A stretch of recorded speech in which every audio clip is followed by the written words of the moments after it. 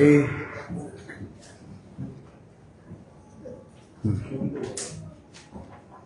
Good afternoon, ladies and gentlemen. Pasensya na kayo. Dito na kayo sa opisina ko. May kasalang bayan mamaya dun sa lugar. Anyway, to our friends in the media, to mga vlogger na nandito who are very interested on the current situation of our country. But here in Manila, as you all know, we have taken the first course of action legally sa mga ilang kumpanya na nag-abuso sa kanilang pribilehiyong ipinagkaloob sa kanila ng national government. As you all know, we officially filed criminal cases. And this is now the second course of action of your city government. I would like to inform you guys, and especially the public, the people of Manila. As of today, through the effort and guidance given to our City Treasurer's Office to issue SOA or Statement of Assessment. As a Statement of Account, Statement of Account to those involved in 315 flood control projects worth over and above 255 million pesos. A statement of account issued by the City Treasurer's Office for contractor's tax under our tax code or local tax code. Now, however,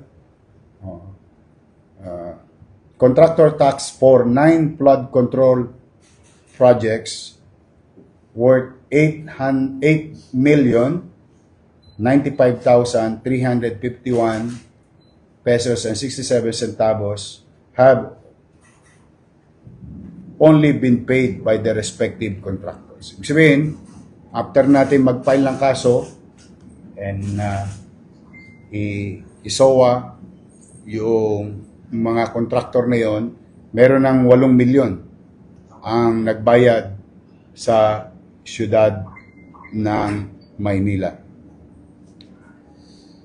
The flood control projects identified by the Office of City Treasurer were from 2004 carry over 2025 projects, as well as prior years projects. So that is, remember the 2022-2023. Based on the isumbong sa Pangulo.ph website. The basis of our documents and data came from the Office of the President. The city government has issued already notices to the contractors of 305 flood control projects that remain delinquent in the statement of their contractor's tax obligation.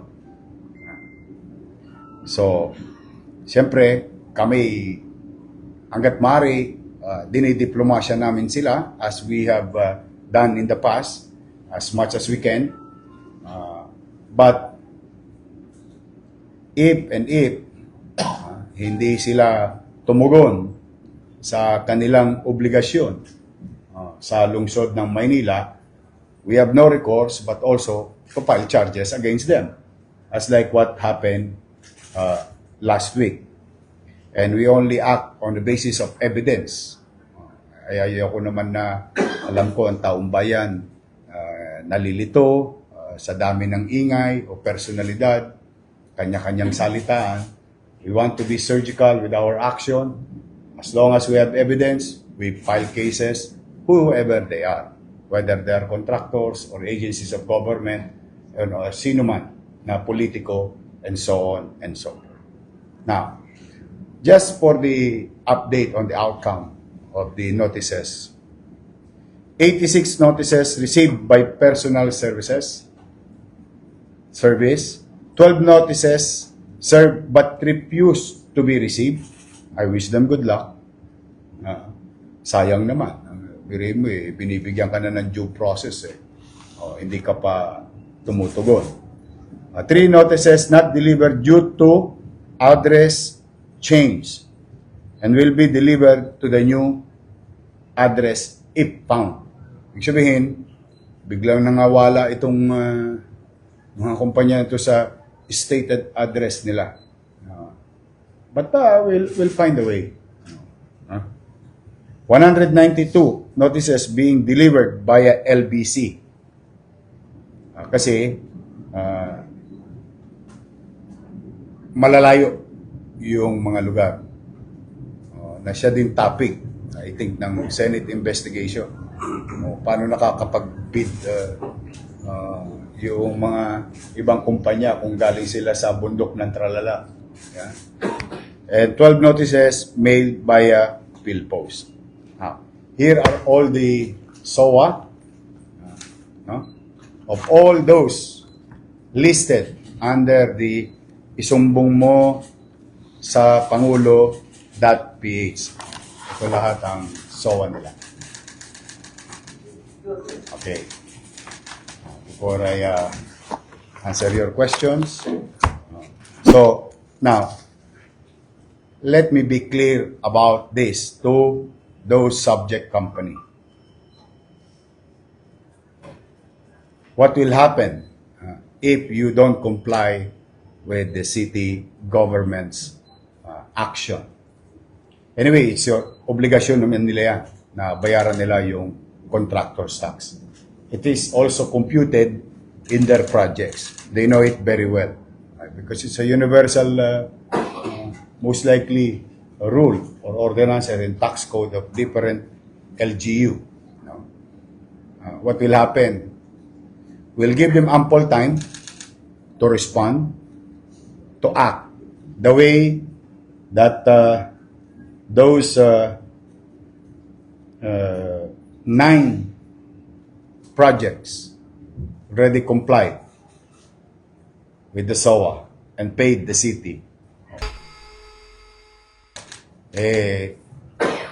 Tutulong kami sa panawagan ng Pangulo at saka ng DPWH na i-ban, i-blacklist, and we'll request blacklisting of this company to DPWH. Yung susunod na action nun, depende na sa DPWH. Or what will be the action of the city with regard to those company? Yun naman. O yung aming kakayanan. We will make sure, and at least ito yung maganda ng paalala at babala rin sa mga iba pang ahensya ng gobyerno na itong mga hindi magko-comply na kumpanya will be blacklisted under the City Engineering's Office and Office of the Building Official. So ano ang epekto noon? Hindi po sila bibigyan ng permit.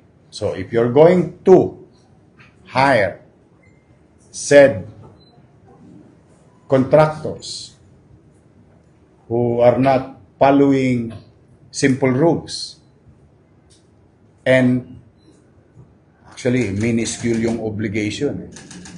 Sa totoo lang, napakaliit na salapi o pera na due, accrued already for the city, hindi na sila makapaghahanap buhay sa Maynila. At magandang babala rin to sa private sector. Baka kasi i-hire yung mga contractor na ito. Bago kayo mag-hire, check nyo muna kung blacklisted ba sila sa City Engineering Office and Office of the Building Official. Because not until they fulfill their obligation to the city, saka lang namin ililift yung kanilang blacklisting sa city government. So, we will complain before the DPWH office through the leadership of Secretary Vince Dizon. And as you all know, Secretary Vince Dizon already manifested and made a statement as a matter of policy, those earring companies or contractors will be blacklisted. So in our own little way as a city government of Manila, we will help if these people will not comply to their obligation to the city government of Manila and people of Manila. So yan ang mangyayari sa kanila. Buti na nandiyan kayo, kaya namin kayo ipinatatawag para na sa ganon to send the message to them. Now, it's up for them to act on the matter. With regard to, past due na yung iba, Yorme, hindi sila, sila ba ay may penalties and surcharges and interest?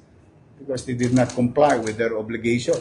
Maaari, pero, the good thing about the city of Manila today, since July 1, through the effort of the Sangguniang Panglungsod, also, come up with general amnesty program.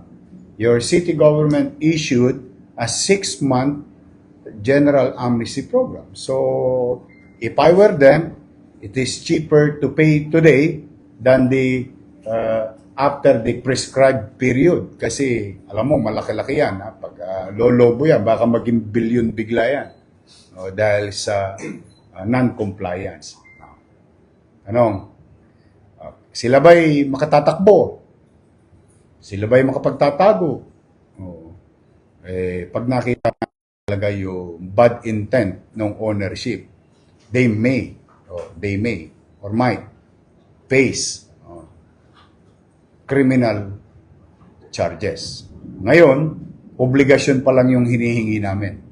Ang repercussion ng performance of it, ay yung negosyo nila malilimitahan. Pag sila'y nakapagmatigasan, we have no recourse but to go after them. Legally, or may face criminal charges. Third, we are now finalizing with regard to GLC. After filing criminal complaints against them, we are now finalizing our claim, civil claim, with regard to our property damaged by the said contractor. So yun po ang update ang ginagawa ng inyong pamahalaang lungsod ng Maynila.